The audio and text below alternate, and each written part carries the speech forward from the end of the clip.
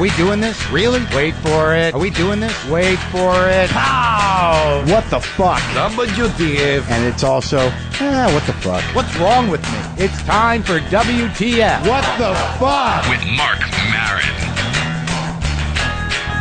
All right, let's do this. How are you, what the fuckers? What the fuck buddies? What the fucking ears? What the fucking Tuckians? What the fuck is Sodans, of course, from Minnesota, which is where I just was last week. It's been sort of a whirlwind few days. I am Marc Maron. This is WTF. Thank you for tuning in. Thank you for dumping me into your head. I'll try to be proactive in what I say, because if you're going to put me into your head, I will try to give you something to work on up there. Not like homework, but just something nice. I'm going to deliver something nice into your brain. I have no idea what I'm talking about. Fred Willard on the show today. What an amazing comedic talent that guy is. I mean, do you remember the first time you saw Fred Willard? He's always there. And whenever he's there, it's always funny and it's always very uniquely his. Whether it be any of the Christopher Guest movies, always hilarious. So it goes so far back. He's just one of those guys that effortlessly is funny. And we had a great conversation. I want to preface that conversation now with the fact that it was raining, I believe, and there was a gutter runoff just outside the garage door, which you don't hear very often because it doesn't rain that much here. But when you're listening to Fred, it's not your brain leaking. It's actually outside here. So before I get into the chat, because I did have a good time in Minnesota. It was my return to the Acme Comedy Club for the first time in 12 years. Finally, Lewis let me back into the Acme Comedy Club, and it is one of the best comedy clubs in the country, and that is no bullshit. And the Minneapolis audiences are some of the best audiences I've ever played for. I think the Thursday night show is one of the best shows I ever had in my life. And that's a fairly long life. That's a lot of shows over a life. Oh, and also, speaking of Acme Comedy Club, I want to thank the wonderful Amber Preston for featuring for me. She will also be with me tonight in Grand Rapids. I love her. She's funny. Thank you. Oh, and also thank you to Nate Abshire for emceeing. Good job. Good times. All right, here we go. Moving on. Can I just plug some gigs? Because if you go to WTFpod.com and go under the calendar there, you will know that tonight I'm doing stand-up live at Gilda's Laugh Fest in Grand Rapids, Michigan, 10 p.m. show.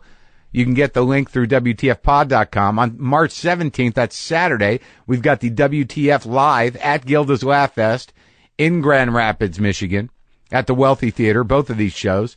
You can go to my website and get the info. I believe there are tickets. I don't know if there are tickets. I think there are tickets. Let's say there are. Next week, March 23rd and 24th, Bloomington, Indiana, at the Comedy Addict. March 27th, live WTF here in Los Angeles at the Tripany House, previously the Steve Allen Theater. March 29th, I will be at the Ice House in Pasadena for you LA folks. April 6th and 7th, Denver Comedy Works. April 13th and 14th, the Stress Factory in New Brunswick, New Jersey. And April 19 through 21, I will be at Helium Comedy Club in Portland, Oregon. Again, Portland, Oregon. Again, go to WTFpod.com and get links to all that. Look under the calendar section. Hey, let's not get too crazy. Let's not get too lost. One of our sponsors today is Comedy Central. Catch up with all your favorite Comedy Central shows by subscribing to the Comedy Central YouTube channel at youtube.com/Comedy Central for that. For the Comedy Central stuff. Let's get to it. Minnesota, great. It's been crazy though. I was in Minnesota Thursday, Friday, and Saturday. Sunday morning, I got up at like 4 a.m. after pushing the clock back an hour to fly from Minneapolis to Austin, Texas, to be there for a 4 o'clock live WTF taping. I got to the hotel. They put me up at the nicest hotel in Austin, which I certainly can't complain about, but I can complain about the fact that I got there at about 1. I needed to prep for the show. I needed to shower the day off of me. I didn't shower the night before, flew in. My room's not going to be ready till 3, an hour before the show, which meant that I had to stand there at the check-in area of the fanciest hotel in Austin, the Driscoll, gorgeous hotel, and they told me, you can't check until 3. So I said, really? Is there any way I can check in? And then the manager told me, no, there's really nothing we can do. So I, as an adult, said, fuck. Are you fucking serious? I've got shit to do. That was a proud moment. And then they gave me a key to the fitness room, which is where I showered. And then they gave me another key to the business center, which is where I prep for the show.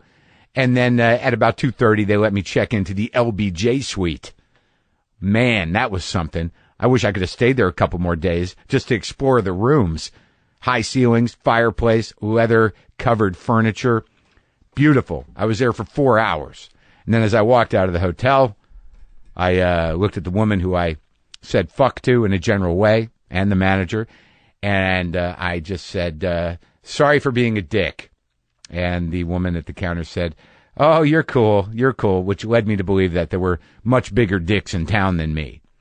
And there were, on a lot of levels, on a career level and clearly on a attitude level. And then I went on Monday. I flew out of Austin the next day to New York to take the John Oliver stand-up show, which went great. But let's talk about Minnesota for a minute because, wow, I've learned something about boutique hotels or hotels that consider themselves boutique hotels because I stayed at a place that was really, it was a boutique hotel, but it was of a large chain. And it was sort of like, it was as if an IKEA had fucked a halfway house and this was the offspring. That there are some things you just can't paint over with modern design or catalog sculptures or arty sensibility in a sort of B-level way. I'm not complaining about the hotel, but when you're dealing with a hotel, you don't know what that place was before, and I don't know what it was, but it was obviously some sort of residential hotel in the low-budget realm of residential hotels, and you just can't erase the sadness in those rooms with a coat of paint and a new rug. You can't get the karma out of those rooms, and sometimes I think they should honor that. Maybe some of them do, but they should have maybe left the payphone in the hallway. There had to have been a payphone in the hallway at this hotel where calls were made to drug dealers or to angry spouses. Hey, baby, when can I come back home? I can't live here. I don't know. I miss your cooking. They've only got a hot plate and one pan here. Please. I don't know why that accent I saw as appropriate for Minnesota, but I can't do a Minnesotan accent. But I'm just saying that the sadness was there. And I don't know who I am to talk because I'm sitting there. And what I'm saying is maybe the sadness never leaves. It's just a hotel thing in general. I mean, I was in Minnesota a few days. I've been there a lot. And I was banned from that club for 12 years. And I thought it was for a reason that turned out not to be true. I had this weekend that I thought had buried me at that hotel. It was before I cleaned up. It was over 12 years ago. And I thought Louis Lee had heard about what I had done in his condominium. But it turns out it was just, he thought I was a dick. Some guy wrote an article on me in the paper up there and he asked Louis and Louis just thought I was a dick. And, I was. But that story just stuck in my head. I'll tell you that on Monday. Cause I got a lot of Fred Willard here and I don't want to spend too much time gabbing. But in terms of sadness in residential hotels, I did go across the bridge. I took a walk over the bridge on Hennepin Street, and I went to, I don't even know how to pronounce it, Kramarchuk's, which is a Ukrainian sausage joint. Picked myself up a big old container of sauerkraut, couple andouille sausages, couple of kielbasas, brought them back. So I don't know that the sadness ever leaves, because is there really a difference between whatever went on there, whenever it was a broke down residential hotel or furnished apartment, and me sitting there at 2:30 in the morning after my shows, not being able to sleep, eating a sausage with a mound of sauerkraut and no mustard on the pans that they made available for me in that room, me calling my girlfriend 2:30 in the morning, 11:30 in LA saying, yeah, the shows were great. No, I'm good. I'm just having a sausage that I cooked up myself here in the room. Yeah, it smells like sauerkraut in here, but I got some peanut butter bars that someone brought me in the freezer, so I'm good. I'm okay. Is there a difference? I don't think so. We're sponsored today by Independent Lens, the weekly documentary series on PBS. I am absolutely thrilled to have them as a sponsor because I like documentaries a lot. I love them, and I don't go out to see them enough. And Independent Lens is making it easy for me and everyone else to watch great documentary films every week. Independent Lens brings the best of documentary film to public television and gives voice to amazing independent filmmakers. And this is true. I got a stack of them, and I really enjoy them. There are some great docs coming up on Independent Lens, like the Academy Award-nominated Hell and Back Again and Revenge of the Electric Car. And you can always check out ones you've missed on iTunes, like the Black Power mixtape, 1967 to 1975. That's a doc about the Black Power movement with footage that hasn't been seen for over 40 years. I mean, these are great, and this is real. I mean, documentary film is nourishing in the media landscape that we live in now, where we're just assaulted by garbage constantly. Independent Lens airs Thursday nights on PBS member stations, but check your local listings for times, and don't forget to check out Independent Lens on Twitter and Facebook for air dates and much more content related to these films. Do it because it's great. Let's do this. What? Guys want to leave. I'll be in a second. Pow! Whoa. Wait for it. Yeah. I just shit my pants. That's justcoffee.coop, available at WTFpod.com. Get that WTF blend, and I get a little bit of a percentage on that. All right, enough of that.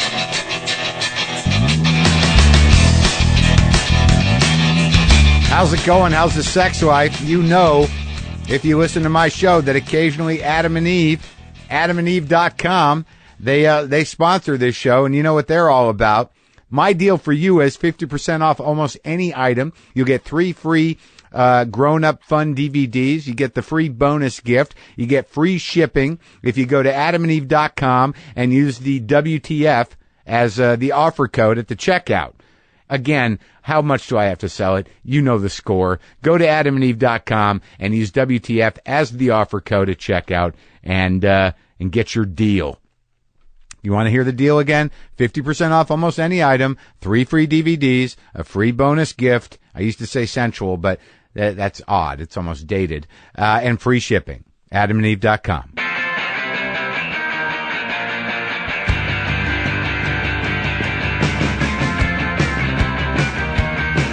Have you done many podcasts, Fred? I have done a few, yeah. It's always a little strange. You never know, are you being heard, or when you're being heard, or what, it's going into space? But, well, we're recording it, but it must be fascinating that this is part of show business now. Yeah. Is this... Well, this is not streaming. I remember I did something with it. Streaming means it's going out live. No, this is not streaming. But it's pretty close to it. So, you're one of the funniest people alive. That's what I tell people, and people kind of look at me funny. They say, well, I don't know. There's a lot of funny. But was this always the direction? Was this always the big plan? You know, I was kind of the class clown, as right. most comics were as a kid, kind of growing up, and for some reason, I guess I don't know if they'd make kind of funny remarks in school, but I didn't know what I wanted to be. I always loved comedy. I think it's just a nice release to hear a comic and go someplace and laugh. Where'd you come from, though? Well, I'm from Cleveland, Ohio. When Cleveland was great? It was at the time called the best location in the nation. You know, they had steamships coming in, and it was a steel town. And because I was just there, and I'll tell you, it's a little sad. It seems to be bouncing back a bit. There's a couple good restaurants, but I could tell it was a great city. At one time, it was pretty booming. I think it was like the 4th or 5th largest city in the country, because it was it was right on the Great Lakes. We had the Indians, and we had the Browns. We had big, vibrant downtown, and I don't know what happened. I think all the industries kind of folded, and everyone moved to the suburbs. Right. And now downtown, there's the center, which used to be called the Terminal Tower. Yeah. It's now Tower City. Right. And then you go about 18 blocks east, and there's a lot of theaters. Some of them that I used to go to as a kid, they'd have live shows. They'd have a movie, and then Danny Kaye would be there, or Bob Hope. You saw Bob Hope? I did see Bob Hope. I remember saw Jack Benny, Danny Kaye. Really? How old were you? I was just a little kid, just old enough to go downtown. I'd always have to have a friend take me. You know, my mother'd say, "You're not going downtown by yourself." Not really. You know, parents never realized these great moments that. And I'd hang out by the Cleveland Stadium if I go to a ball game. Even if I didn't go to the ball game, I'd hang out by the visitors' exit, get all the visiting players' autographs. Yeah. A lot of great.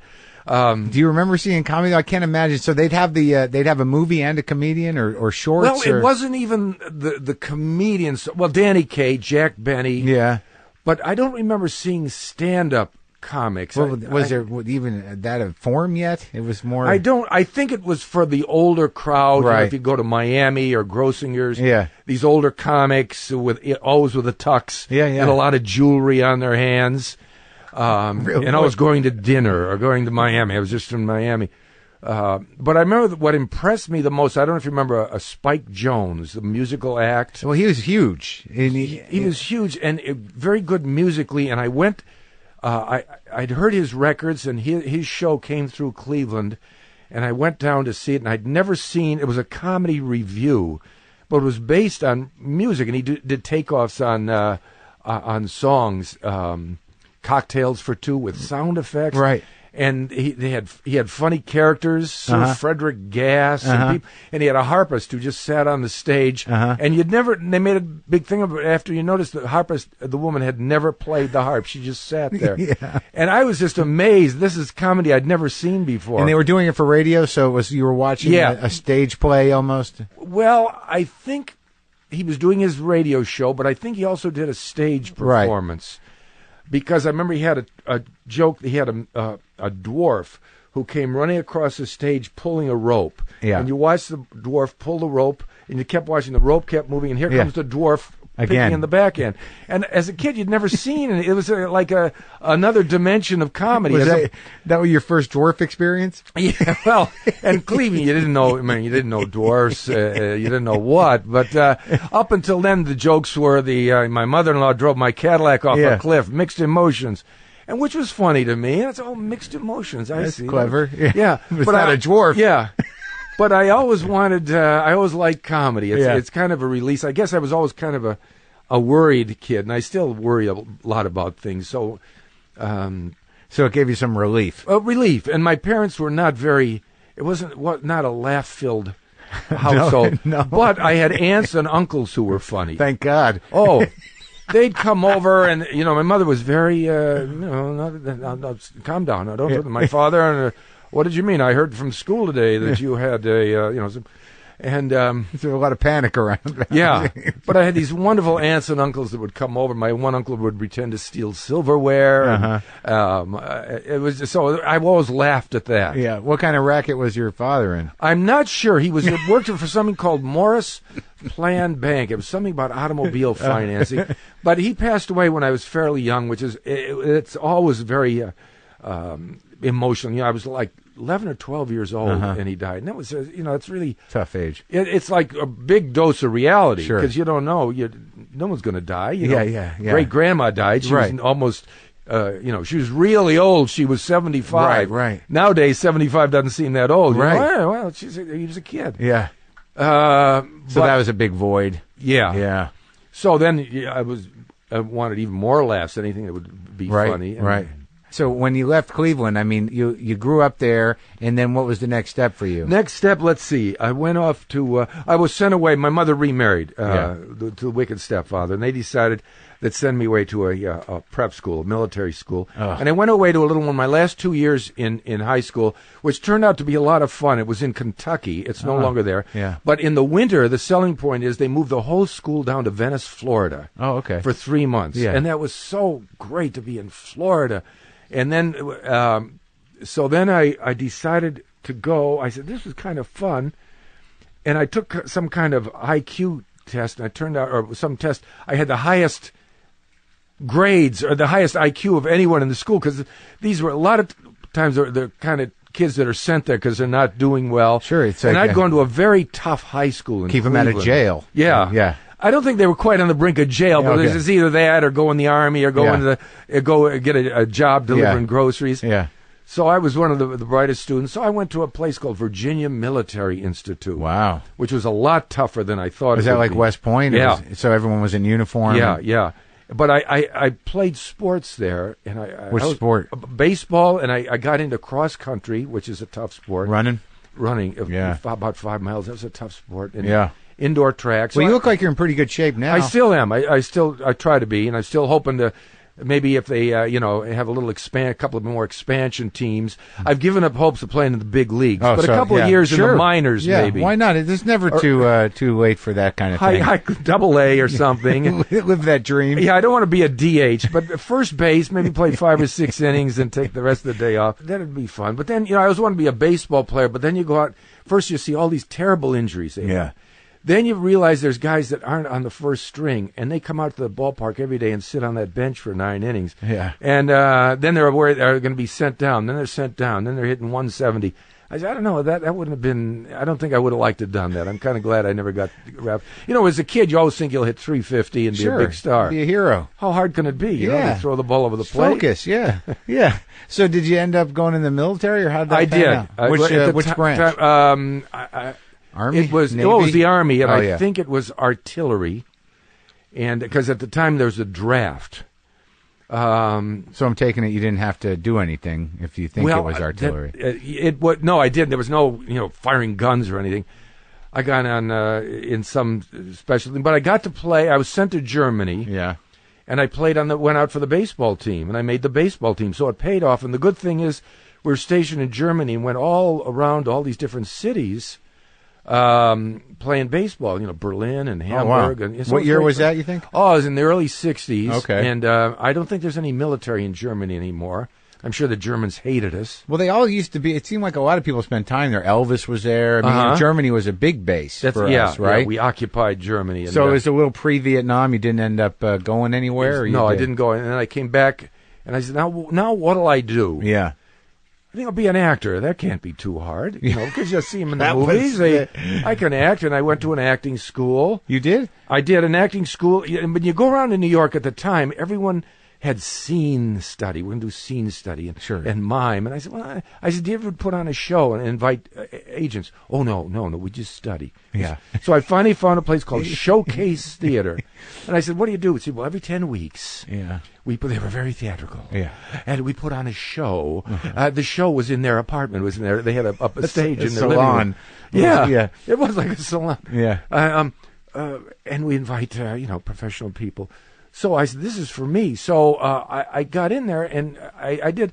And I find you can't really teach acting. Well, the best tool is to just get up and do scenes, and you can kind of tell if you're doing good or not. But our acting teacher would drive me nuts. He was you'd get up, you'd memorize a scene, and you'd get up on stage, and you'd get one line out, and he'd stop you. Oh, God. All right, now I want some business. Do some, and I want to say, Jesus, let me just go through the scene once.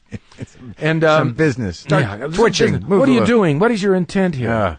But I met another guy who had a good sense of humor. We started joking around, and we saw an ad in the trade paper. The trades and the New York off-Broadway show is in development. Like backstage or something like that? Yeah. The casting office says, please do not come in person, do not send pictures, do not phone. Why are they even having what are you supposed to do? Yeah. There was an ad. We're doing a show, comedy actors wanted. So we went in. It was on 45th Street, a rehearsal hall no longer there. And the guy said, do you have your own material? We said, no. He said, well, come back with a sketch. So every week we'd write a sketch and come back, and they never put on the show, but finally we had so many sketches, the guy said, let's put on a show with just you guys. So we did a show. Who was the other guy? His name was Vic Greco. Still in the game? No, I don't think so, and I don't, he's in New Jersey or New York. Huh. And, but a very funny man, and he made me laugh, and they said he was like Ned Sparks, if you remember that, the guy with a cigar. He was a very sour face. Uh-huh. And it made me laugh. And eventually we got an agent, and we, just developed from there. Did you do the show? The show, they never did it. We did our own show. Yeah. And then we started working the coffee houses in the village, together. Which was the big thing. Yeah, we'd get up and we'd just do sketches, which was, I guess, it was unusual. We never talked to the audience. So like the Bottom Line and what else was down the village? The Village Gate or anything like that? Oh, the Village Gate. We played the Gaslight. Oh, yeah, Bob sure. Dylan played. Yeah. Who was around the scene then? So I think Bob Dylan was working there, Peter, Paul, and Mary. You saw them? No. Who did I see? A lot of folk singers. And not many comedians? Was Woody Allen walking? I'm trying to think. Yeah. He was, but I think we were a little after him. Yeah. So was this like 69 or? Oh, no, earlier than that. It was the early, middle 60s. So it must have been pretty crazy down there. It was great. It was just a great time. We played in a little club called the Cafe Chino, which I thought was named after cappuccino or something. The guy's name was Joe Chino. And every week he'd do an original little one-act play. It's a tiny, and now it's a restaurant. You go and it's a little tiny place, but they did a one-act plays, or we do our sketches. Get good response? Oh, great. You know, we had very kind of offbeat stuff, new stuff. Do you remember any of it? Oh, yeah. I'm still pulling some of it out and doing it places. Just Really? Little, well, we had one that's easy to describe. I would come out and say to the audience, or I'd just say, I've put my wristwatch on my ankle. And I'm going to wait to have someone come by and get them to ask me what time it is. Yeah. So I'll pull up my pant leg and then say, oh, look, it's 4:30. And here comes the guy now. And the guy came by, he's waiting for a bus. I'd say, gee, it's a nice time of day. It's getting darker. Yeah. I said, I'm waiting for this bus. Is it late? Yeah, I don't know. I said, what time's the bus supposed to come? Supposed to be here at 5. And finally I said, look, do you have any idea what time it is now? And he pulled up his pant leg, and his watch was, it's 4:15, and that was the blackout. Yeah. And we did some stuff in clubs. I remember one club we auditioned, and afterwards he said to our manager, it's obscure humor. They're doing obscure humor. Because also at the time, there were popular. It was after Martin and Lewis. So there were a lot of acts where the guy played a trumpet. And then the other guy did the comedy. Hey, hold on there. What are you doing? So you got a wacky guy and a straight guy. So I think one of our problems was neither one of us was the wacky guy. They're just little sketches. Right. It wasn't a team dynamic. It was just vignettes. In one sketch, I'd be the dumb guy, and then another sketch. Sure. And then so it was hard to sell that act as a nightclub act in some way. It was, and we would go into a club and bomb, and go to the next club and just be great. We went into the old Hungry Eye in San Francisco. And so you really toured with this. So you guys, okay. And at the time, there were only about 6 comedy clubs. There was the Hungry Eye in San Francisco, the Gate of Horn in Chicago. All these places are gone now. The Bitter End in New York, which is still there, kind of. And there are 5 or 6 others, and we'd make that tour. And the two of you, and you did what? You had like about an hour or what? Yeah. And we didn't improvise at all. We'd open for some acts. Other times, other acts would open for us. Huh? And you don't remember who was around or any of those opening acts or Miriam Makeba? Does that mean? Yeah, sure. She very pretty, kind of African. Yeah, she's a folk singer, right? Yeah, I think she passed away. Yeah. And one day, this is not a censored show. I just want to tell you we were in Washington D.C. in a club. We were rehearsing, and we were very ambitious. We go into a club, and we opened one night. Yeah. And the next day, we're in the club coming up with new material, and a guy came in and he was watching us. He kept watching us, and he said, I loved your show last night. I said, oh, yeah, it was pretty funny. He said, I love that Miriam Makeba. I said, oh, yeah, she was good. He said, I'd really like to fuck her. We said, oh, yeah, well, she was very good. I mean, we thought he was there to watch our show. So anyway. Like you were going to say, like, okay, let me go get her. Yeah, we'll put in a word for you. But we'd go in a club that the Smothers Brothers had played in, and I'd seen their act, and they were so good with music, and I felt, geez, all we did is these sketches. But people still will come up to me and remember, we had a sketch where 2 mathematicians were having coffee and talking about Bernoulli's theory of physics and talking about the big convention of mathematicians. And last year was wonderful because Professor So-and-so requested once, twice, 3 times a lady. That was what. But then it turns out we're trying to pay the check. Let's split the check. Yeah. And it was $24.50, and we couldn't figure out what half of $24.50 was. Yeah. So we left a tip. We'll leave 10%, and we walked out, and the waitress comes out and says, "Professors." Oh dear, they left me $100. You know, it was dumb guys.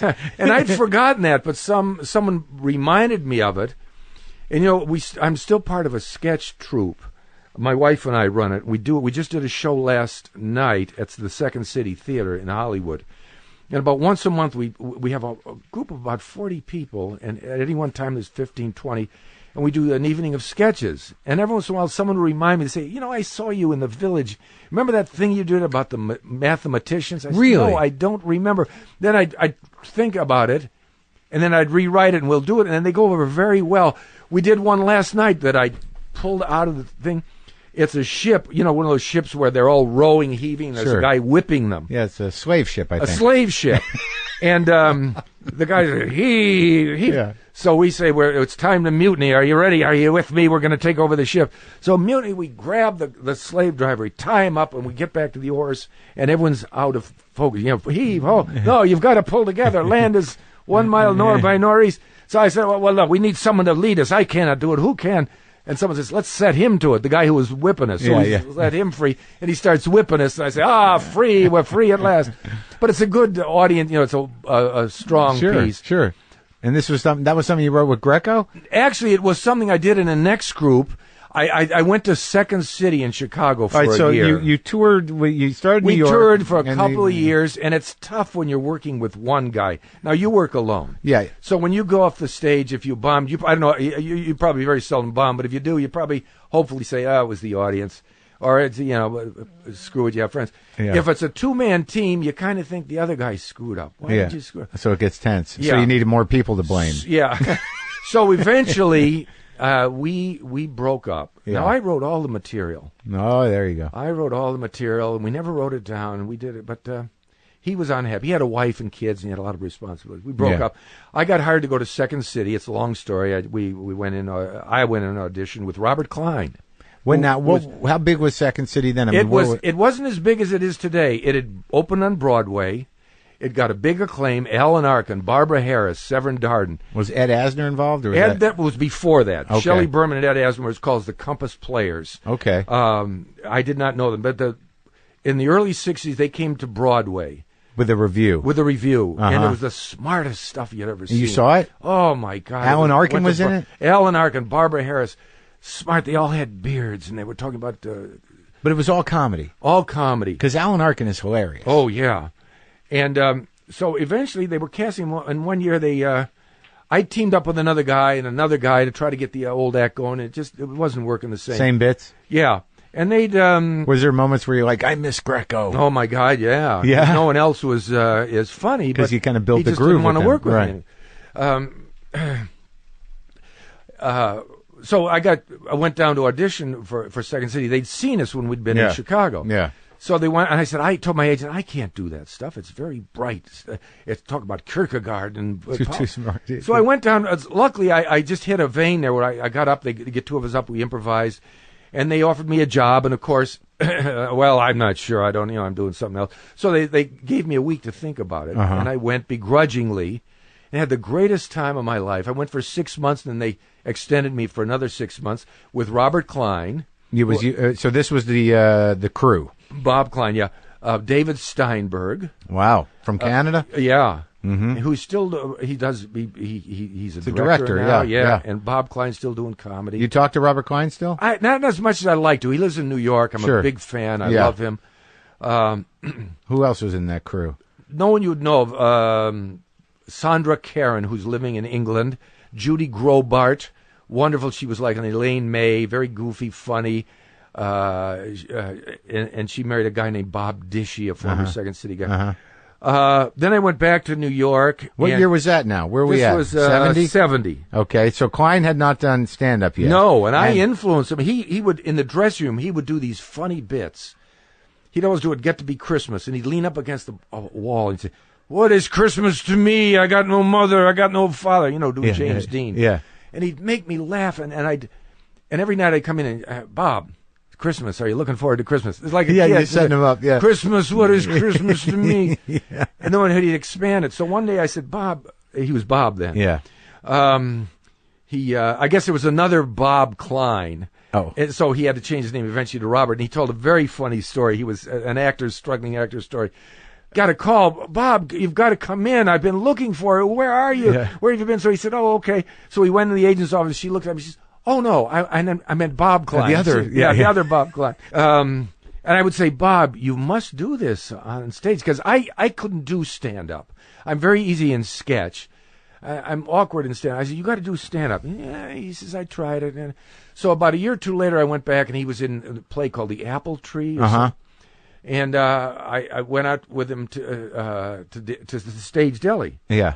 And I said, Bob, what have you ever done about your stand-up? He said, funny you ask. Jack Rollins, the manager, is managing me, and he wants me to do stand-up. In fact, I'm going down to the Improv tonight to do it. Come on down On to see 44th Street, the original Improv. Bud Friedman. So where not Ethel Merman, Bette Midler was a waitress. Sure.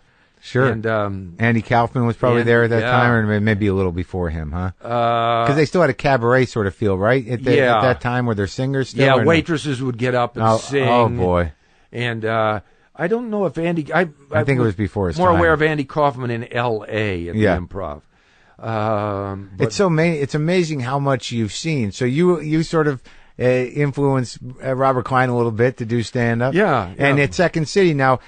Before you went to Second City, you were primarily working from scripted material, and now you're sort of known as one of the great improvisers. Yeah, so where did that happen? Well, at Second City, everyone's improvised. So then I got a call. They were putting together a comedy group, and I was in an off-Broadway play now in the Village, Little Murders, which was directed by Alan Arkin. So you worked with him. I worked with him.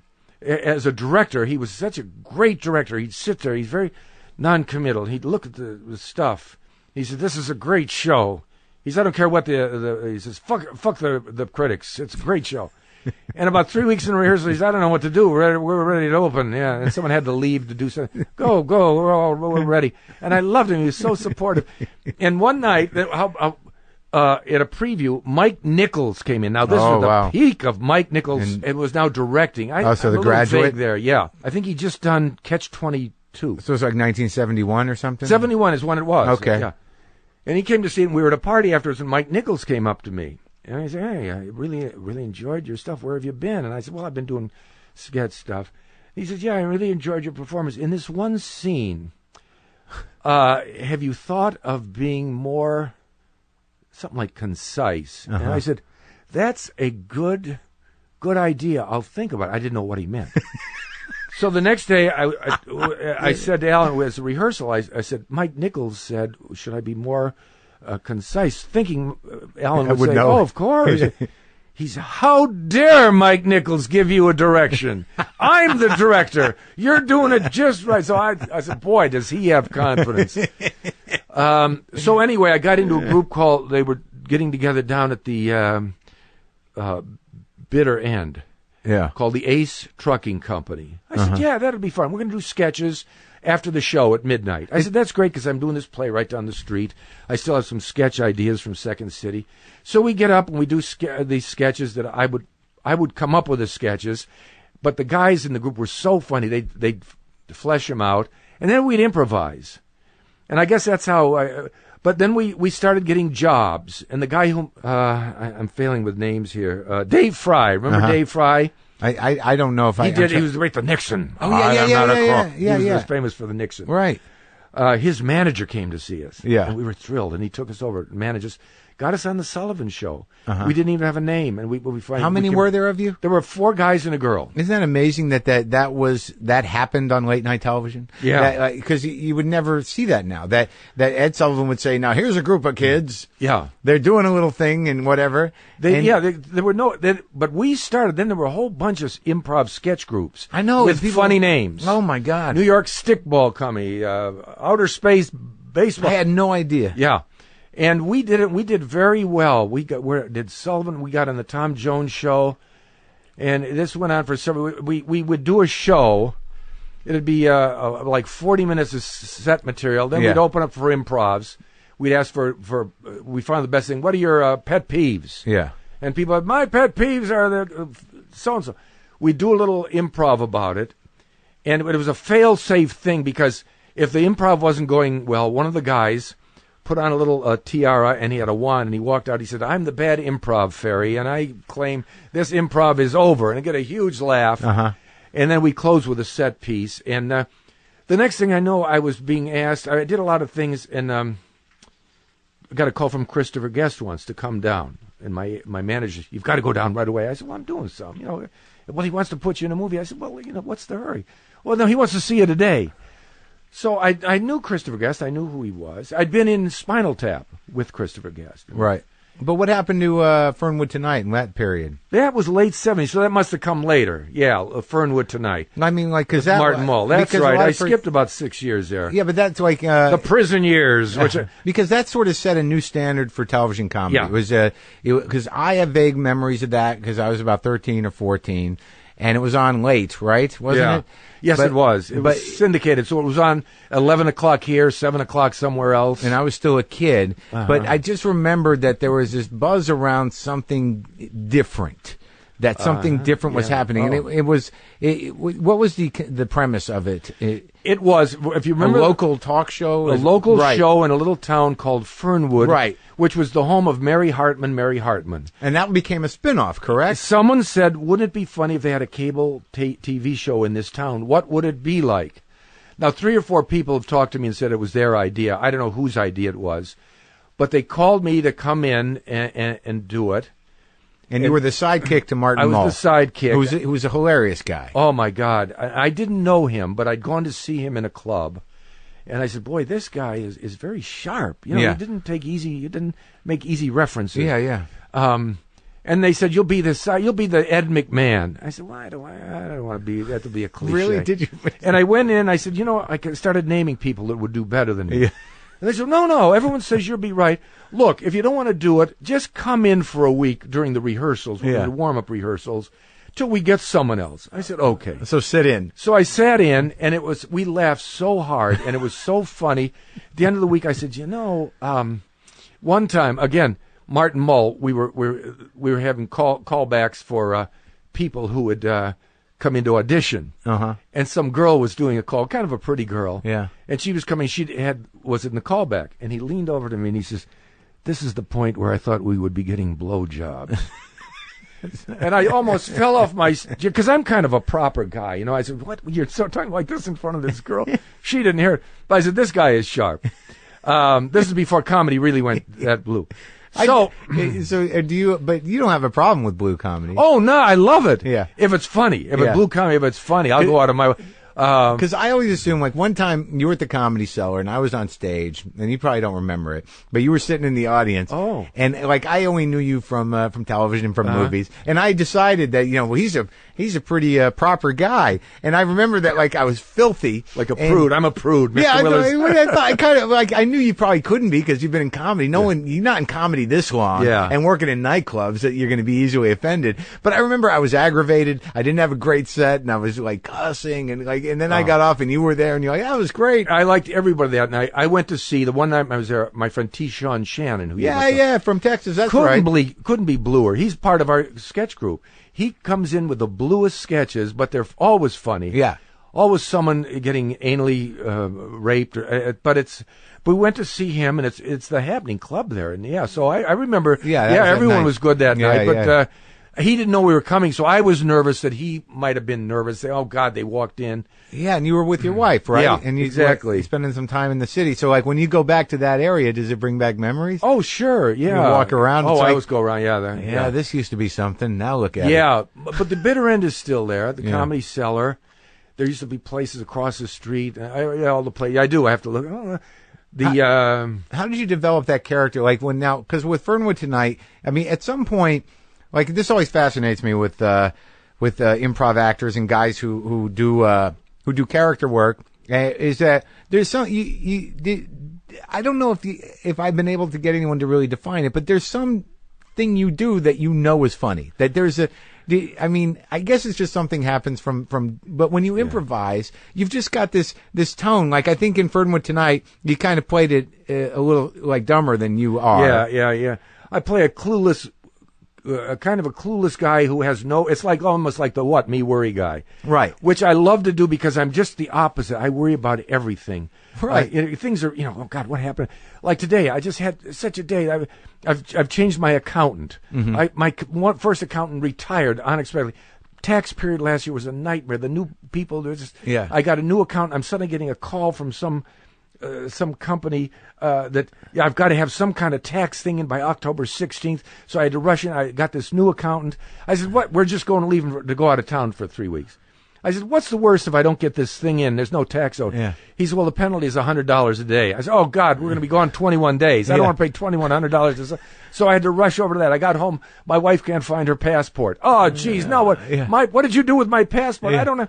So then I came here. I got lost coming here. So I worry about everything. Right. So I'd love to be the kind of guy who just, I don't have a passport. I'll go through customs, and I'll tell them who I am. I don't have a driver's license. Hi, I'm Fred. I'd love to be that kind of guy. You're not. I'm not. So I just... you hide it very well.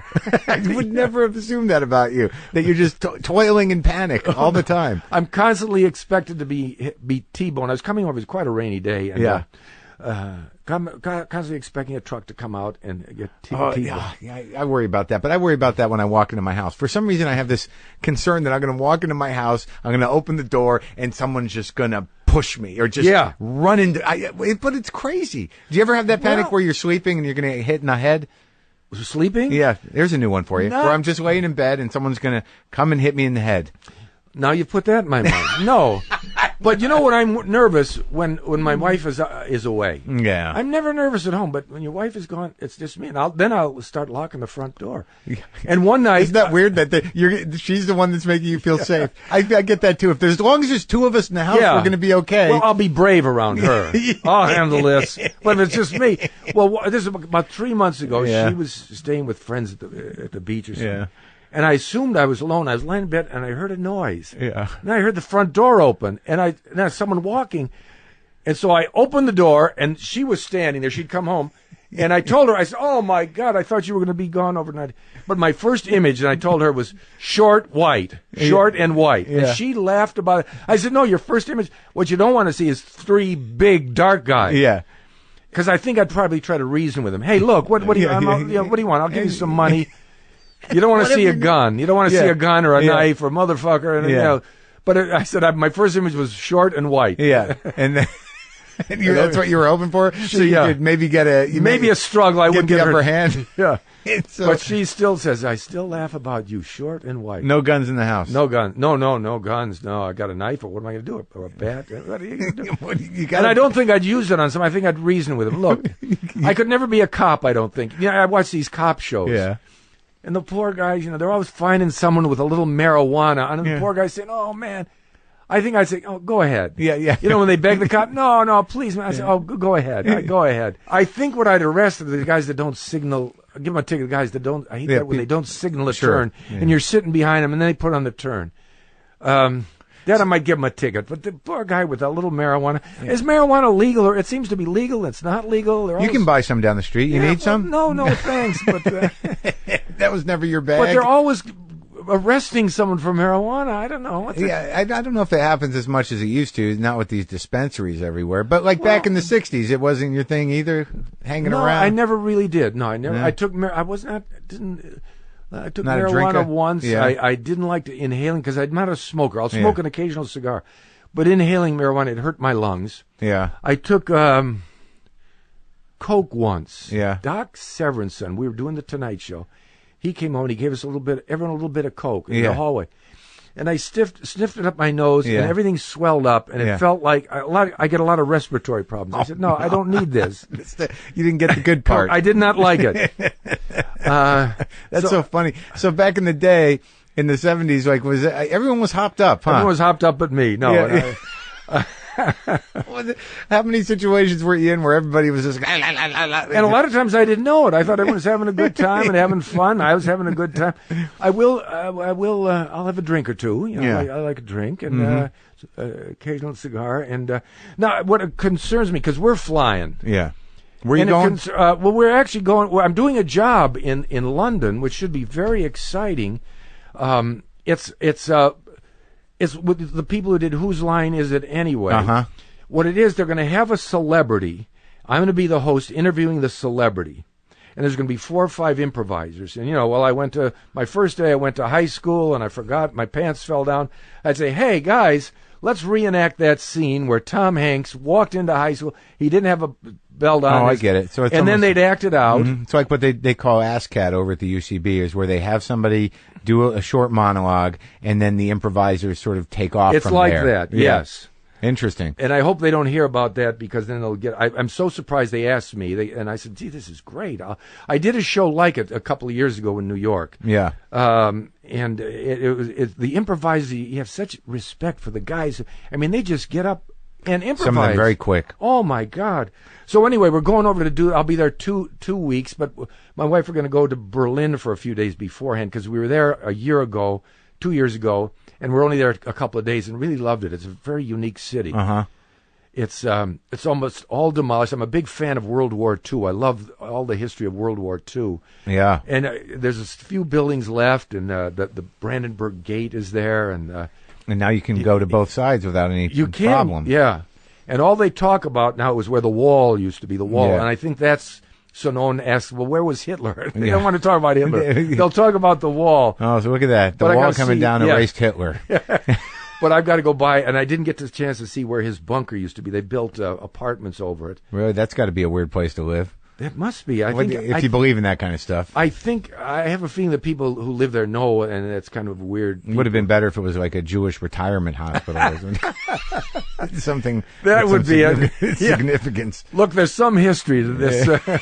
What? I'll give you a good price. What could possibly be? No, the bunker was right. If that's where he ended, then this is where we start. That's right. Yeah. That's where they want. So, all right. So, Fernwood tonight was really like because I remember that there was. It just felt like that at that time, things were changing in comedy. There's a little more freedom. It was a little weirder, and there seemed to be a new crew in town, and like because SNL started, not right long about after that time. Yes, and it just seemed like the whole thing was busting open in the mid to late '70s for and you were part of that crew.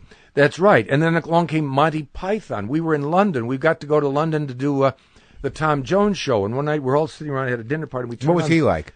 Tom Jones could have been greater. I loved his voice. I love his music. He loves these old 50s songs. Yeah. He picks these old songs. And they'd bring him over. He's just a blue-collar guy. Yeah. And they'd put him in one of our sketches. And he'd stand there. And we'd do it for him once. He'd get in. And he'd play along. He knew his lines. Yeah. Complete gentleman. I just love him, and I'm always a big fan. We were on the show once. Little Richard was on the show, and there we were, 5 Americans sitting in this rehearsal room. There's Little Richard, and we were all trying to be cool. Yeah, and Little Richard is up playing. Please send me some lovin', and Tom Jones gets up to sing a duet with him. The only one I could think of who could hold his own next to Little Richard. Yeah. And at the end of the rehearsal.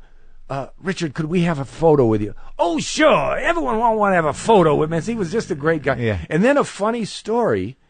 My wife and I went out for dinner, and I'm still kicking myself. The next day they said, you should have stuck around. Little Richard invited us up to his hotel room. I said, I can't believe it. Yeah. We were up there. We had drinks. Little Richard went in the other room and brought out a book of just pictures of women's vaginas. Uh-huh. Can you meet Little Richard? Huh. They said it was so weird, and he showed us these pictures. And so then he said, maybe I shouldn't have been there. Maybe I... Well, but just to sit in a room with Little Richard looking at vaginas. With him probably saying, like, why can't I like these? I'm trying to get myself to like these. Yeah, that is... It's not what you assumed about him, but maybe he had a fascination. But it's just weird when they're just separate from the body, perhaps, just vaginas. Yeah, that was the weird thing. That's quite a party. That Little Richard, huh? He throws a party. And then the guys, then we were coming back to L.A., and the guys were going to Stockholm. Mm. And I couldn't go. My wife wanted me to come home. We just had a baby. So I flew home.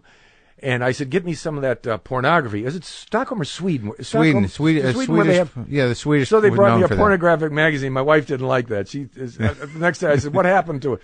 I threw it out the window. Yeah. I said, oh no, my pornography. The one pornography I had, I should have gone to Little Richard's room.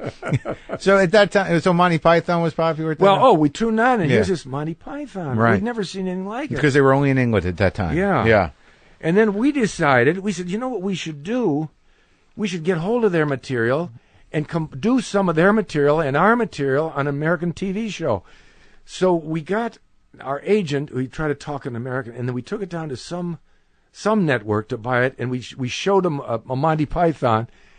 And they looked at it. They didn't laugh. They said, "Oh, it's like Laugh-In." And he said, "Oh, they just didn't get Monty Python." How could they compare Monty Yeah. Python to Laugh-In? So a year later, we heard the Time Life bought Monty Python, and then the rest is history. Did you ever meet those guys? I met Eric Idle through doing Best in Show.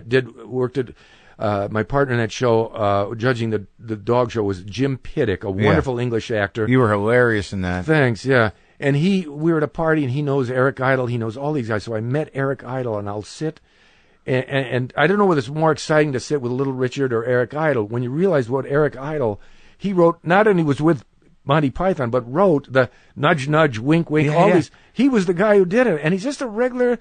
He's just a Brit. I don't know. We sit and talk for a long time, and he tried to get me to do Spamalot. He wanted me to be Spamalot, right, sure. and I couldn't do it.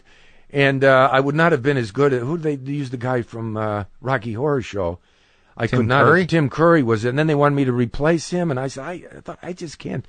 I was so flattered they wanted me to do it. I couldn't do that. Tim Curry had a great voice. It's interesting that, throughout your career and as you talk about it, that you always sort of there were because in my mind, working with Alan Arkin, even for a little while, to me it's like that must have been fucking mind blowing. It was great, yeah. And then to see where he went and then where you went, and you both did all right. You're both very respected, but you still had this thing where it's like with comedians, like someone like Eric Idle, you're like, oh my god, it's Eric Idle, and you feel that you're a fan of his work. Yeah, and you joke for a minute or two, and he jokes, and afterwards, let me just have a serious conversation with this guy. Yeah. He's probably heard all the jokes. Right. Nothing I can say can make him laugh. He's very nice. If I say something funny, he'll laugh. Oh, yeah. But then I get off on another subject. We talk about people in England and, Now, was the Real People thing, because I definitely have conscious memories from that. Real People was interesting. I got a call one day from George Schlatter, who had done, speaking of Laugh-In and everything else. George Schlatter. Yeah. What? Yeah. I'm doing the show called Real People. I saw you on Fernwood tonight, and you talk to crazies like they're normal, and that's what I want to do. And I said, well, okay. So he wanted real crazies. You got real crazies. And I've always wanted to talk, if you find someone on the street who's nuts, I try to make a real conversation with them to see what they're, I always have a feeling they have something in their mind that they're trying to express. I found out that most of them don't. But he told me about the show. Yeah, I said, if they had a little more focus, they probably wouldn't be talking to the wall. So he told me about the show. Yeah. And it was NBC. Yeah. And it was going to be 6. And I said, well, okay. So I did 6 of them, and it wasn't quite as cutting edge as I thought. Yeah, because it seemed like for you, it didn't really, you weren't able to use your chops. Yeah, and then I found out I was doing a lot of stories, and he was editing. I had a friend who was an editor on the show, and he said, I saw the funniest stories come in, and when they came out, they'd cut you so much. And then the show would always end up with, "It's time has come to say goodnight. We want to do, and God bless." And it was a little too American Pie and American. And my wife said, "Hey, you don't want to do that show. Don't do that." So you only did 6? No, I did 6, and after a couple of years, then of course the show skyrocketed. It was you, Skip Stevenson, Byron Allen, and who else? Wasn't Byron Allen? What was he on? I think Byron did come on. Bill Rafferty. Yeah, Bill Rafferty. From San Francisco. Lives in San Francisco. Oh, yeah. And you know who else was on? The little guy. Sarah Purcell. Sarah Purcell. Yeah. The little guy from The Christmas Story, who's now a big producer-director. Peter Billingsley. Okay. He's the cutest little kid, the most precocious little kid. And, of course, I left it, and the show skyrocketed in the After top you 10. left? Yeah, of course. And about 3 years in, I'm a big baseball fan, and I read an article about this ball player. He played in the major leagues with one arm. His name was Pete Gray. Mm-hmm. And I read a story that he still lived in this little town in Pennsylvania and played golf. He was in his 70s. I called George Schlatter. I said, "George, I would love to come back to just do a story on this guy. He played for the St. Louis Browns in 1945. He's a one-armed player. He had like 240, 250. Yeah. But it was wartime, but he held his own." And George said, "That's a great story. I used to be a member of the Knothole Gang in St. Louis." He said, we'll line up the story. So then he called me a few days later, and he says, "This guy doesn't want to do the story. He doesn't want. They're doing a whole story of his life. And he's a curmudgeon. He hangs out in a bar. But come on in. I'd like to talk to you about doing a few shows." So I went in, and I did about 10 or 11 shows that year. Oh, good. for very good money. And I didn't know what was wrong with me. It was good money, and I enjoyed myself. And then the next year I said, I'm going to do it the whole year. Really make good money. By good money, it was like, at the time, like $14,000 a week, which is probably like $40,000 a week now. Good money to me. And I said, Leah, let me do it. I'll do it every year. I'll do the whole show. Suddenly, when I wanted to do it, then he told my agent, he says, I want to sign a 3-year contract. So I said to my agent, well, let's just do 1 year at a time. Look, I've been doing. My agent came back. She says, no, George wants 3 years. I said, well, I don't know. What should I do? Should I go back? She said, no, he's withdrawn the offer. That Just was like it? that. Yeah. I think he wanted to teach me a lesson because I wanted to do a year, and then he got some other guy. Then he fired Bill Rafferty. He fired everyone on the show at one time. I was not aware of this, except Sarah Purcell. Right. And NBC, she wanted more money, and NBC said you have to pay her more money because she was really great, very pretty. And George says, if you want her, you pay her the extra money. Now I'm assuming you don't have a relationship with him anymore. I actually do. Sarah Purcell and her husband invited me and my wife, George and his wife, down to their club in Santa Monica. I said, what am I going to talk to about George with George Schlatter? Did you ever ask him whether or not he screwed you to teach you a lesson? I think he knows, but to me, we went down and George had a drink or two. Fred, you're my favorite comic. This is my favorite guy. And I think he sincerely means it. Someone once described George, he says he'll love you for 6 months and then turn on you and fire you. But he's a big guy in the industry, and we had dinner, and his wife is so pretty, former showgirl, and we had a nice evening, and great. We got to get together, Fred. Yeah, we kept recalling one story I did for him, which was not the funniest story I did. I used to laugh at that, a perpetual motion machine. I said, well, I had funnier stories than that. But he's a legendary guy, and he really started all this reality. That was the first reality show. Sure. Now, but like in talking about that, I mean, you've been in show business a long time, and you've done a lot of episodic work. Yeah. You've done hosting work. You've done movie work. Mm-hmm. Now, like in talking about Schlatter and in talking about these decisions that you made during your career, is there part of you that thinks like, fuck, I should have done this? I always make the wrong. I would never. Anytime I'm offered something, I find a reason I can't do it. But I've done something. I fought to get on SCTV. Remember that show? Sure. There was a Eugene Levy, Marty Short, right. John Candy. I saw them in Canada. Rick Moranis? He joined it. Those were later? They came from the Second City stage. Rick Moranis came in like a year or two into it. I loved the show, and I'd run into Joe Flaherty, and I said, Joe, I love that show. You've got to get me on that show. And, you've got to. And I was on Real People at the time, so they thought I was the big, because I was on Real People. They were on some little. So I did 2 or 3 of the shows, and it was great. Most of them were Canadian? No? I think they're all Canadian. Catherine O'Hara, Eugene, Marty Short. So funny. Yeah, and I just did Martin Short. He just did a new special up in Toronto, and he had me do a part, and I went up to do that. So that's how you got in with them, because you got in with that. How much did you do on Second City? I did 2 or 3 episodes, and I really, but I sincerely loved it. So it wasn't like, oh, hey, you're the greatest. I really loved it, and I wanted to be on it. I just loved every character, and I could quote their lines back to them. Oh, yeah. You're a real fan of this stuff. I really was, and I still am. I still have their 2 Christmas episodes, and I quote lines to Eugene Levy, and he doesn't know what I'm talking about. I said, Eugene, you did that on the Christmas episode. Oh, yeah. Is that where you met Christopher Guest? Because it seems like he uses a lot of them, too. Christopher, I met when they did Spinal Tap? Spinal Tap. Yeah. And I'd known him. I think he was an understudy when I did Little Murders in New York. He was just probably a young actor. And I didn't really know him, but I think Eugene Levy was more instrumental in getting me, because Eugene writes with Christopher. Where did he come from, Christopher Guest? What was his background? He was an actor? You knew him in New York? As I found out, he was in a folk group in New York. He was a folk singer. He was an actor. He was in the, what's the thing they did down... What were those Catch a Rising Star? What are those animals that go off the... run off, follow each Hamsters? Lemmings, right. The Lemmings, he was in that. Lampoon's Lemmings. And that's right. So he was there with all those guys. Belushi was in that, and everybody was in. So he was part of that crew. I should have known that. And Christopher Guest at Saturday Night Live. And I always heard a rumor when we were doing A Mighty Wind. Someone told me that Christopher Guest is very special about who he wants in his. And I heard that Mary Travers from Peter, Paul, and Mary had called him and wanted to be in it, and he said no.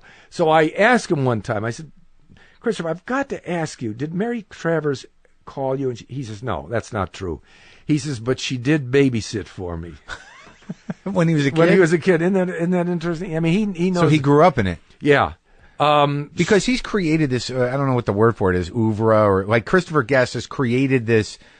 He seems to have invented this modern, like it's a mockumentary with Spinal Tap, but some sort of amazing cinematic space for genius improvisers. Yeah, and I think, and he did his first one, Waiting for Guffman. Well, the first one he was in, but it was Rob Reiner's with Spinal Tap. Then he did Waiting for Guffman. You were in Spinal Tap. I was in Spinal Tap. You played the military guy. Yeah. Well, that was easy for you? It was very easy because I had a military background. And I thought no one's going to watch this movie. And I knew Michael McKean and Harry Shearer and Christopher. And we took a few. It was kind of, we knew what the lines were. So you guys are all friends too. You and Harry and Michael McKean I did know, and David Lander. They were in a group called the Credibility Gap. Right, that was a big one. That they played at the Improv, and my group was the Ace Trucking Company. And I thought their group, by our standards, they were so bright. And we had a job in the Midwest, in Chicago and Indiana. We had about 11 dates. And two of our guys, one guy was off doing a movie and another guy was doing, and we needed replacements. We had to cancel the group. I said, why don't the two of us combine with Harry Shearer, Michael McKean, and David Lander? Yeah. Combine our material. So I got to work with them and know them. And that was in the 70s? It was in the, 70s, yeah. Yeah. And so I've remained very good friends with all of them. I had no idea that there was this big sort of sketch comedy improv scene that was really kind of thriving in a way in the 70s. Yeah. That there were several different groups and Yeah, they didn't improvise. They were very scripted, but they did very political stuff, and they did a version of Who's on First that to me is so much funnier than Abbott and Costello, because it's a promoter who comes into a newspaper to promote his rock. He's doing a rock show down at an auditorium. And the guy says, okay, let's start. Who's on first? And the guy says, oh, you already know, because the first group was Who. Yeah. Who's on first? Oh, that's right. No, Who? Yeah, Who? Yeah. Who's on first? Right. And then he's, okay, what's the second group? Guess Who? I don't know. Who? Yeah. No, Guess Who? And the third group was Yes. Will you tell me the name of the closing act? Yes. And it's the brightest sketch. Yeah. You always seem to think that your sketches were not as smart as these other guys. No, that's not smart. But strangely, when we combined our sketches went funnier than theirs, because theirs was a little more thoughtful than ours. Ours were more cartoons, people running on and off the stage and silly stuff. But I've remained very good friends with all of Michael McKean, David Lander, Harry Shearer, and I'm such a fan of all of theirs. So anyway, so Christopher Guest started doing these movies, Waiting for Guffman. The company, Castle Rock, wasn't quite sure what they had. And then it got kind of an inside movie. And then they did Best in Show, which was very popular. And then Mighty Wind. You were hilarious in that. Now, yeah. I got to ask you, because to me, like there was a genius in the haircut. Yeah. I mean, whose choice was that? My wife said, she showed me a picture of an old group. I don't know if it's Poison, one of those 70s rock groups, these guys that were a little too old to look like that. Right. And she said, you should dye your hair blonde. Yeah. With dark roots. Yeah. So I said, okay, I think I'll ask Chris. And I said, no, I better not ask Chris, because if it's not his idea, he won't like it. Right. So I got my hair dyed from a guy who does my hair. Yeah. And I went in, and Christopher, he said, oh, God, that's awful light. Yeah. And the hair people were very supportive. Oh, no, we can bring the color down. Right. And it's funny. So I came in with some suits I bought, some zoot suits. And you had that little faux hawk thing. You had it was almost like for the next movie, which was For Your Consideration.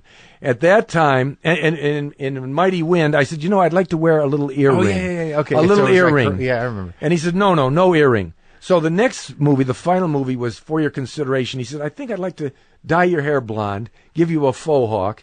And he said, I think add a little earring. Yeah. Oh, that's funny. Because then that was his idea. But that was so hilarious, because that character, to me, the whole washed up comic element of him. That's what I thought. My character was supposed to be just a manager right. of of a musical group. I said, it might be funny if he had a sitcom. He was an ex-comic. Right. Had 1 year on a sitcom 30 years ago and thought everyone remembered his catchphrases. And that was all you? Yeah, it was all, yeah. You came up with that? Yeah. What happened? What happened?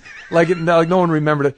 But there was that time in that period with everyone, all those catchphrases on those shows. It was so genius. Yeah. What happened? And actually, weird confidence of repeating it. Oh, yeah. No one had any idea. And I think I started by saying, let's get it out of the way. What happened? Like everyone, and everyone knew. So Guest creates an environment to where you can do that, or yes, no? Very much so. And he's very, he tells you exactly what you have to get out, what information. Yeah. He gives you your character. And then I added a little to it with a background, and then the first scene, he sets the camera, and this is the interview. And it went for 20 minutes, and he just walked through the room. He says, well, that's half our movie right there. But he won't say it's funny. Was that funny? Yeah, then he'll cut it down to maybe a minute, but he'll get what he wants. And Bob Balaban's amazing. Bob is so wonderful. What a comedic wizard he is too, right? Well, he is the perfection. He fits everything of improv. He doesn't try to top you. He doesn't try to stay. He just becomes the character. And if he gets a laugh, if not, he just becomes that character. And that's the perfect example of improv. Is that the trick to it when you're doing because I know that a lot of people.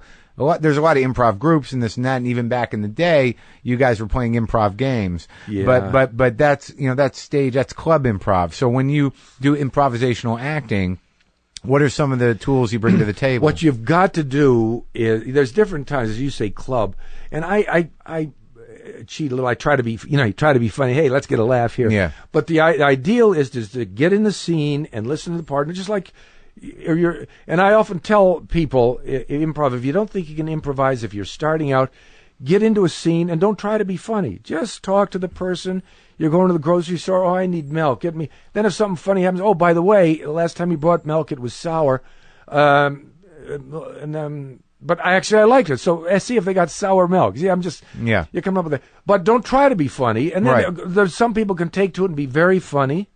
Some people are just funny being serious. So there's all different ways. I don't know if you really can teach improv. Because you're the kind of guy you've probably worked with a lot of cats in your life where with improv actors, there's almost a different set of personalities for each one. Like there's the brash guy who's but there's always the guy that underplays it. Yeah. And sort of kind of is a little stilted and comes with his own timing. Like the stuff in Best of Show, when you're sitting there, I was just talking about this with my friend, that the whole, you seem to build a pretty solid sense of past for these guys. You could just read into that guy that, he was sort of a TV hack. Yeah. You know what I mean? But everyone's familiar with that guy. Yeah. And you have a very sort of familiar, kind of uniquely American disposition. Yeah. Then that when you see the darker elements of this guy's character, and he doesn't even know it's coming out. Yeah. He's just trying to make conversation in an awkward situation. It's fucking hilarious. Yeah. But do you make certain choices about their life? You just have a couple of things to hang it on? Yeah, and I think if someone asked me about them, a lot of actors, you say, they'll write a whole biography. Right.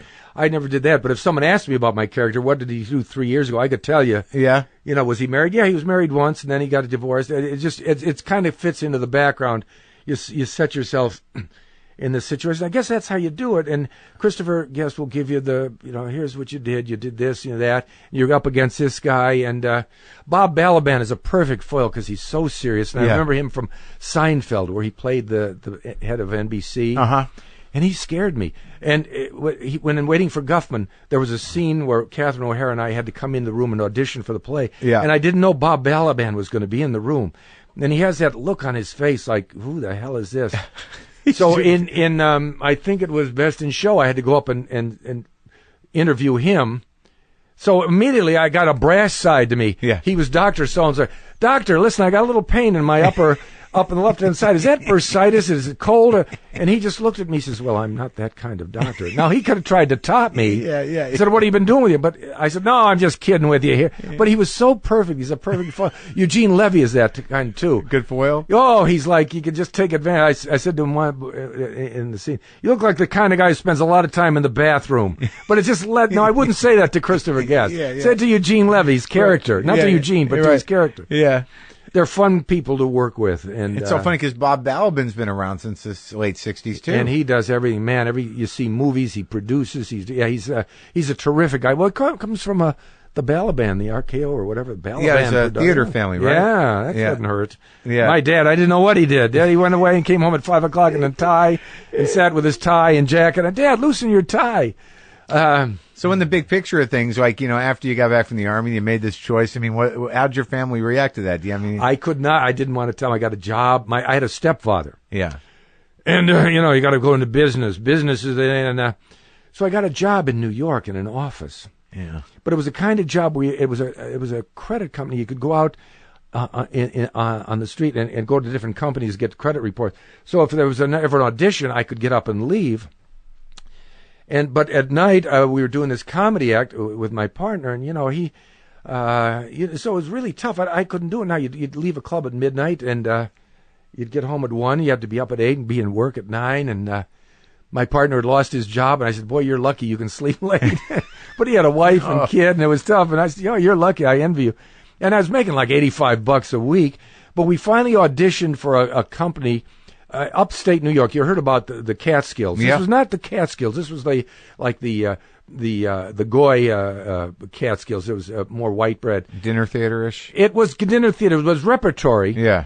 And we auditioned. There was a first banana, a comic named Larry Wilde. I don't know. He wrote all these books about the Jewish joke book, the Polish joke book. Yeah, sure, I remember those. Yeah. Very, very funny man. Not that funny on stage. He was like Alan King, kind of that corny humor. But in person, he was the funniest guy. And he was the first banana, and they needed a second banana, so they hired my partner and I as second banana. Well, the good thing, we gave my partner a job. I got to quit my office job. I had to go home and tell my parents, I'm going to be in show business. And my stepfather, being very supportive, he says, "There's a lot more unemployed actors than there are credit reporters." I know that. Did you never get along with that guy? No, I look back. He had a tough. Your stepfather, your mother marries another guy. I didn't, and he didn't care for anything I did. And anyway, it's a long story. But he died, and I look back and I said, maybe he was not that bad a guy. He had a tough. It was just a matter of their approval of it. Yeah. Your mom was okay? She lived to be a good ripe age, 93. She was she was able to see some of your success. She saw some of my stuff, and she was amazed. She'd come out and see the house we live in, which is not that great. It's a nice house, but she had to take pictures and show her friends, and she was great. She didn't quite get. I mean, she had a pretty good sense of humor. Yeah. She from Cleveland. You have a good sense of humor in Cleveland, even though she was the least funny of all her brothers and sisters. Well, Jonathan Winters comes from Cleveland. Dayton, just a little west. Yeah, there's that Ohio. Bob Hope. Yeah. Jack Riley. A lot of guys I've met out here.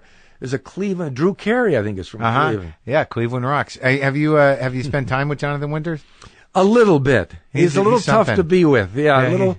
Yeah, how's this? About this hat? And if you're with him long enough, he'll come down and just you can get a conversation. Yeah. I spent an hour talking to him. For a half hour, he's characters, right? Sure. Yeah. But there's as he gets older, I think that he's right in there. But he's got a hell of a memory. I think so. He is in his 80s. And he can do his first radio bits. Do you remember ever hearing him on the radio? Because I think some of his first bits were on the radio. In Cleveland. The first I saw him, I was in a room, and there was a Colgate Comedy Hour or something. Ladies and gentlemen, Jonathan Winters. And he came out, and he did a thing about a sword fight. I don't know if he's making up. Yeah. And he went in the closing, he put the sword in the sheath. Yeah. But, like he stabbed himself. Yeah. Bam, Jonathan Winters. And they went to commercial, and the audience laughed. And then they died down. Then they started to laugh again. I'd never seen a response. And the laughter just built, and no one had ever seen anything like this. And he came along in that same wave. Shelley Berman, Bob Newhart, Lenny Bruce. Did you ever get to see any of those guys? I saw Shelley Berman many times in person. Mort Saul. I tried to see Lenny Bruce. I was at his famous Carnegie Hall concert. And you couldn't wait. Because he didn't show up till midnight, I think, right? Well, it was a midnight show. Oh. And it was a huge snowstorm. Right. And he came out, and you could hardly understand. I was like, Wouldn't it be wild if they didn't know we were in here? But then people from the balcony started to yell, "We can't hear you." Yeah. Where are you? I mean, well, screw you. You should have got better seats. Yeah. So he was on a good long time, but it was very hard to hear him. Then I came out to L.A., and he was appearing in the Hollywood Canteen, which is a little place that's no longer there. And they reviewed his show, and I said, I'll go down to see him. It was a small place. There he came in late, walked in with a raincoat, walked up on stage, talked about 10 minutes. He was mad about something. He said, well, I got to split. And I went, whoa, wait a minute. So we did another 10 minutes and split. So I never got to really see his act, but I got a bunch of CDs that I. That's interesting. So you saw him, and you couldn't hear him at the peak of his career, and then you saw him, and he was too fucked up to deal at the end of his career. But I got there's a book of about 6 of his CDs, and he did some great. Oh yeah. Half of it was just genius. The other half was just blah blah blah. Yeah. Who else? Bob Newhart. I've become a little bit friendly with him. I did his show. Sweet guy, just a real. Oh, I'd love to talk to him. Nice guy, huh? Yeah, just the sweetest. Still works, right? Yeah. Now, when you work with younger guys, like you did something with Tim and Eric, right? Yeah, I did. I never saw what I did. I'd never heard of their show, and young people would come up to me and say, man, you were on Tim and Eric. Yeah. I said, yes, I was. Oh, great. So I called my agent. I said, if Tim and Eric ever call, tell them I'll be on their show because young people like it. And I did a second. I did not understand what I was doing. They piece it together.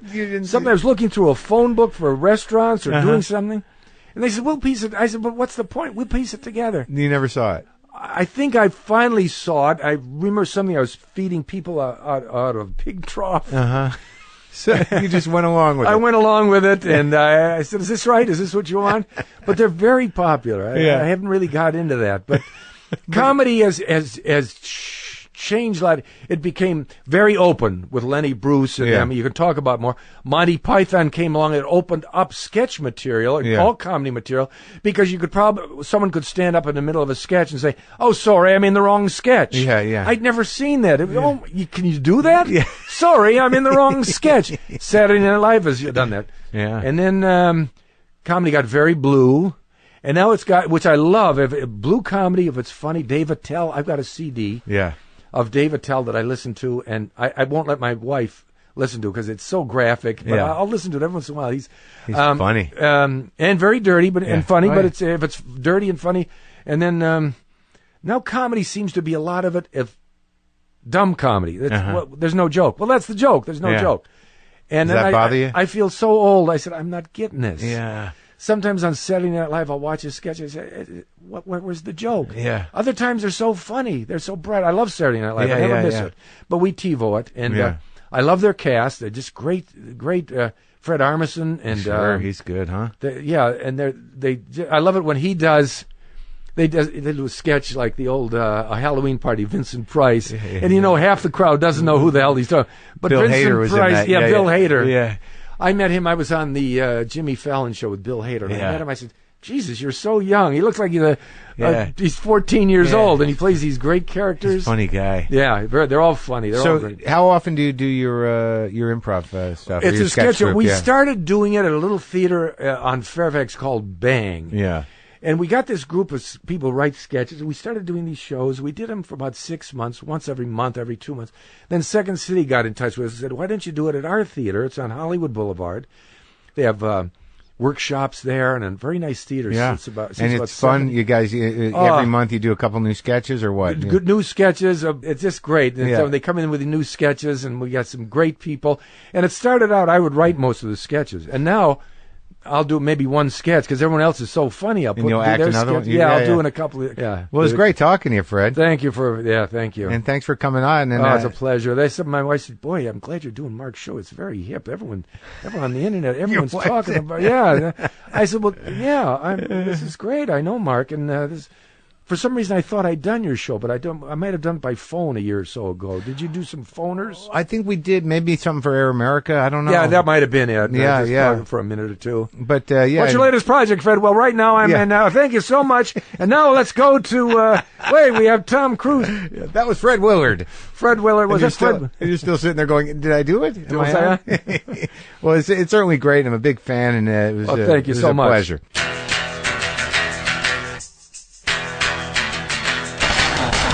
That's it. That was the amazing Fred Willard with a wonderful conversation. Sweet guy. All right, as always, go to WTFpod.com for all your WTF pod needs. Get on the mailing list. I do mail out something every week that I write to you. You can get some merch. You can get my schedule. Go check those dates. Got a lot of dates coming up in a lot of different places. You can look at the episode guide to see who's been on and how to get that. You can get hold of the app. You can read the blog. You can comment on things. Try to be nice. I understand you're a community of people that comment on things, but discuss in a nice way. Sometimes it gets a little gnarly on there. So go check that out. And as always, why am I saying that like I always say thanks for listening? I was just going to say, as always, thanks for listening.